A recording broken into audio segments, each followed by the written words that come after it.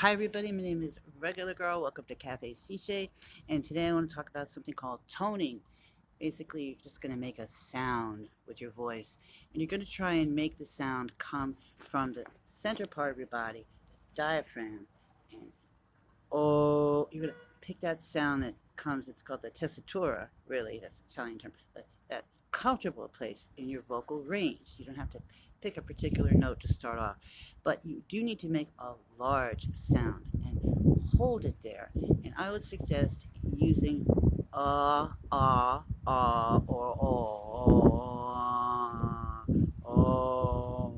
And when you begin, as you begin to do this, oh, notice the connection between the diaphragm or your stomach. It's going to feel like you're doing a sit-up. When you feel that connection while you're making the sound, oh, let your attention move more towards the sit-up sensation. Like, don't stop the sound in your voice, but move your attention towards that sit-up direction in your body and press on that to let the sound come out. And I think you will find that as you press on that part of your body, that diaphragm part, oh, that the sound will increase, the volume will increase. That's the connection sound. Like, you don't want to be, it's coming from the throat. Oh, but only you know that, and somebody with a good ear knows that. So you're going to do that coming from that diaphragmatic part of your body. Toning is for our health. There have been enough studies done on pain management saying that making these kinds of sounds, they need to be loud.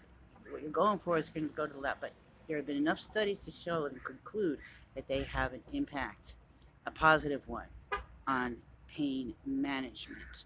So this is called toning, and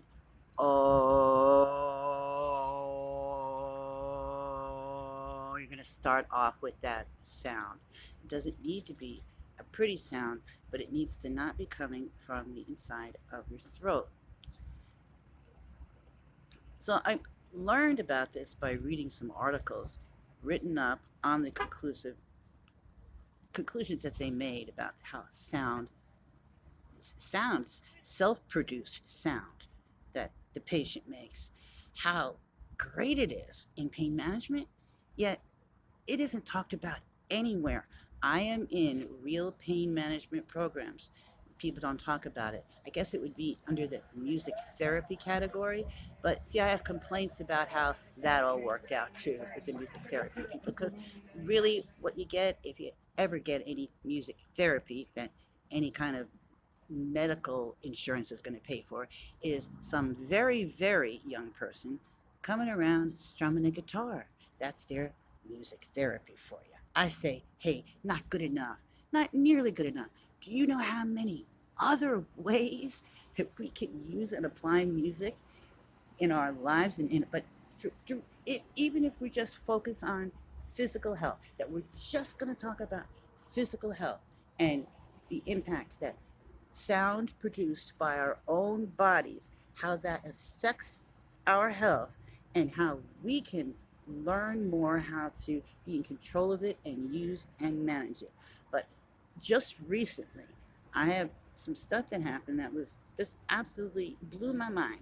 Even though I'm convinced of this already, I wasn't using it for many reasons, but I started to, and things began to happen immediately by making this sound. Oh,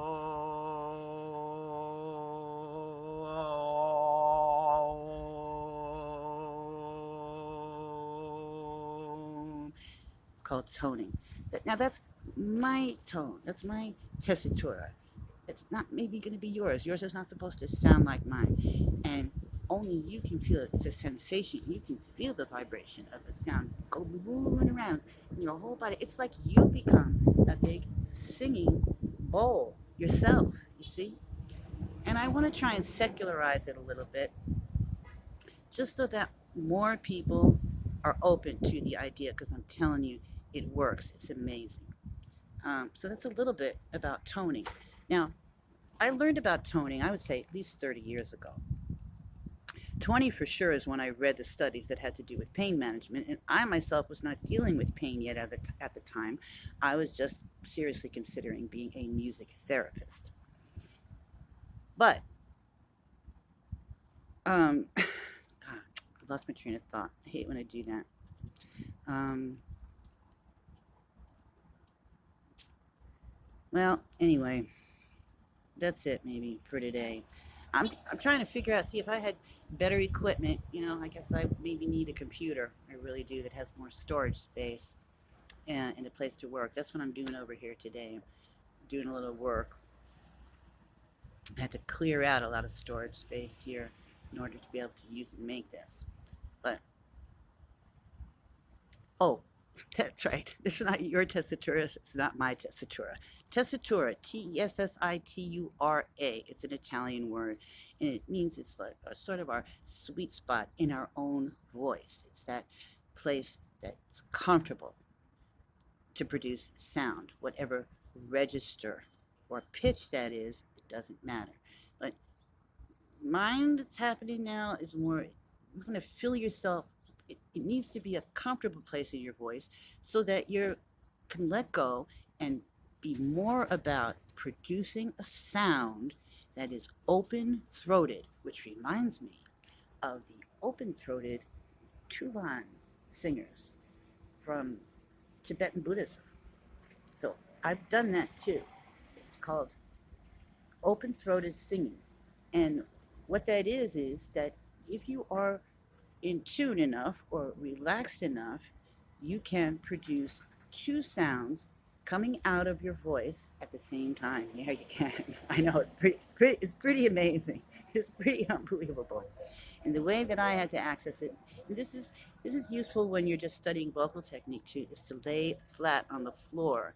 And that way you can get a better connection. I spent lots of time laying on the floor, getting in touch with my own diaphragm and how that is connected to the sound that's coming out of your voice. Because I was what one of my teachers called a lazy singer. Lazy. I didn't have to use the diaphragm. So I had sound coming out whether I did or whether I didn't.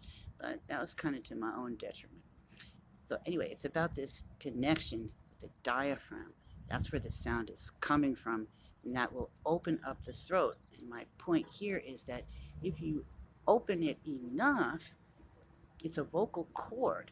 So it really is like a string, in a sense, and you can start producing more than one tone hitting off this vocal cord. At least two. I've experienced at least two. And it's a method, a very deep, advanced method of meditation in Tibetan Buddhism. Some sects of Tibetan Buddhism. Oh.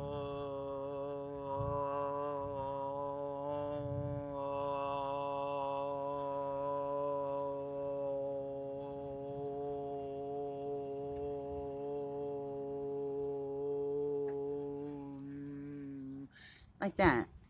Play around with, as you hold that steady tone, get to know what's going on inside of your body. There's lots of muscles and things inside of this face mask here. And if you just intentionally hold the diaphragm tight as though you're doing a sit-up, and at the same time intentionally keep that tone even. You're not going to break it up. You're going to keep it steady going. At that same time, start to move around those finer muscles and things inside of your mouth to get slightly different tones, because the next level of the toning is going to involve that. Your own body is going to tell you where it is that you need to go in terms of sound. Like that.